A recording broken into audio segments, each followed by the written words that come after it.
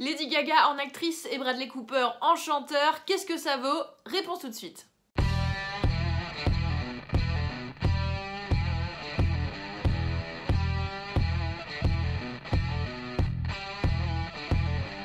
Vous l'aurez compris, aujourd'hui on va parler de A Star is Born, la première réalisation de Bradley Cooper, avec Bradley Cooper et Lady Gaga. Inutile de vous préciser qui ils sont, hein. Si vous avez allumé la télé ou si vous allez au cinéma ces 10 dernières années, vous les avez sûrement déjà croisés. Sans passer par quatre chemins, A Star is Born est un mélo hollywoodien qui fait les choux gras de la presse depuis l'annonce du projet, pour plusieurs raisons. D'une part parce que c'est la première réalisation d'un acteur extrêmement bankable, et d'autre part parce qu'il met en scène une chanteuse peut-être la plus iconique qu'on ait eue ces 10-20 dernières années, j'ai nommé Lady Gaga, qui est ici une actrice encore plus qu'elle n'est chanteuse. Bradley Cooper prend donc un malin plaisir à inverser les rôles, et on peut dire que ça fonctionne. L'histoire est très simple. Le personnage de Bradley Cooper est déjà une star de la chanson country lorsqu'il rencontre le personnage de Lady Gaga qui elle est une jeune femme qui se produit dans les bars en amateur. Il tombe amoureux et évidemment à son contact, vu qu'elle est extrêmement talentueuse, elle va aussi devenir célèbre. Lady Gaga et Bradley Cooper sont deux personnes qui ne sont pas nées dans le star system. Ils se sont tous les deux battus pour arriver à connaître la gloire qu'ils connaissent aujourd'hui. Ils sont passés par des échecs, rien n'a forcément été donné pour eux. Ils ont tous les deux explosé il y a 10 ans, elle avec le titre Just Dance, lui avec le film Very Bad Trip. On peut donc imaginer que ce sont deux personnes qui s'entendent très bien dans la vraie vie, c'est certainement le cas, comme en témoigne finalement l'alchimie qu'ils ont à l'écran, mais je reviendrai là-dessus plus tard.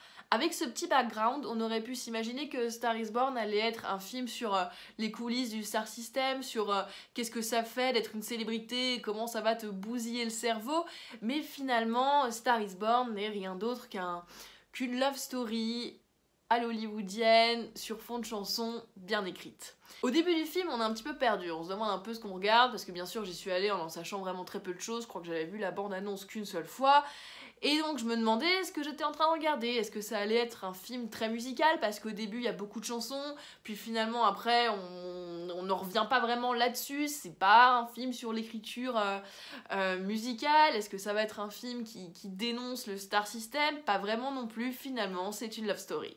Au début du film, on va installer plein de thématiques qui sont très intéressantes, comme par exemple, faut-il être absolument beau pour devenir célèbre ou faut-il se rendre beau? Est-ce que c'est vraiment si difficile que ça d'être reconnu dans la rue tout le temps? Comment est-ce qu'on écrit une chanson? Est-ce qu'il faut absolument être sain dans sa tête pour être un artiste? Qu'est-ce que l'alcoolisme? Qui sont ces artistes qui ont quelque chose à dire et ceux qui n'ont rien à dire? Parce que ça c'est quelque chose qui revient souvent.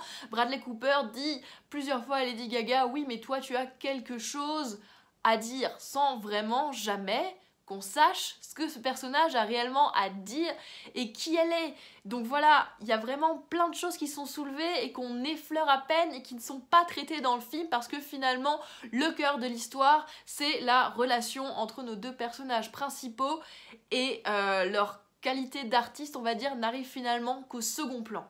Et on arrive finalement à une conclusion que l'on connaît tous déjà, la célébrité rend coupable de tout, n'excuse rien, ne pardonne rien et vous force à l'excellence tout le temps. Le scénario est donc cousu de fil blanc, hein, on voit vite venir les tenants et les aboutissants, mais ne me faites pas dire ce que je n'ai pas dit, on ne s'ennuie pas pour autant en regardant A Star is Born, bien au contraire, et c'est dû à une chose je pense, à la prestation de nos deux acteurs principaux. J'en suis même sûre. Parce que sans eux, on serait vraiment un petit peu dans un mélo ou un soap qui serait sans saveur. Réellement. Je vais même vous dire que plusieurs fois, le film m'a fait penser à une série que je regardais il y a quelques années et qui s'appelle ou s'appelait Nashville, qui se passait dans le milieu de la musique country avec entre autres Hayden Panettiere et Connie Britton qui jouaient des stars de la country. J'aimais beaucoup cette série avant qu'elle devienne, avant que ça devienne n'importe quoi à la saison 5 ou 6, là où j'ai lâché l'affaire.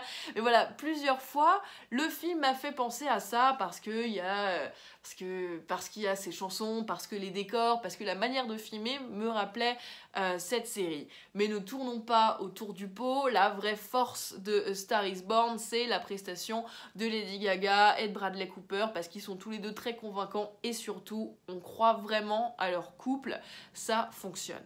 Pour un côté très actrice qui se dépasse pour son rôle, on a complètement démaquillé Lady Gaga, vous la verrez comme vous ne l'avez jamais vue parce qu'en général elle est quand même assez grimée, on lui a longtemps reproché qu'elle était moche, du coup elle se part des fringues et des maquillages et des coiffures les plus extravagantes parce qu'elle a réussi à se créer une image avec ça, et là dans le film elle est complètement naturelle, vous l'avez rarement vue comme ça c'est sûr, et d'ailleurs je trouvais que c'était assez intéressant de la voir avec rien, c'est comme découvrir son visage alors qu'on la voit beaucoup à la télé et beaucoup à la une des magazines.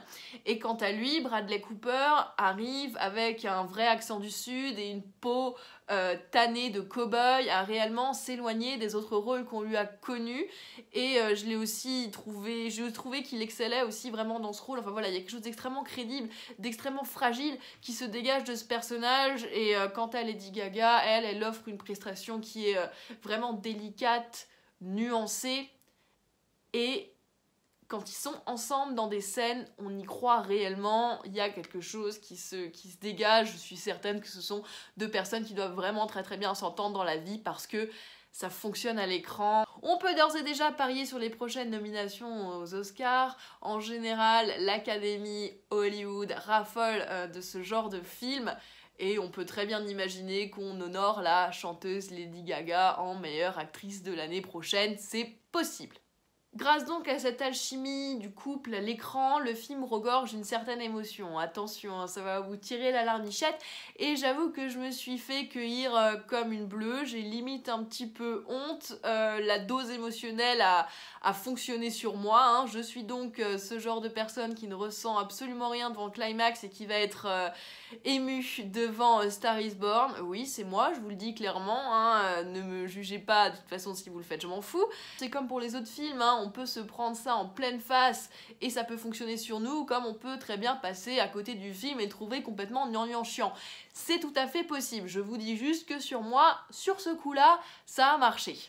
Pour terminer, un mot sur la réalisation quand même, parce que c'est la première fois que Bradley Cooper passe derrière la caméra.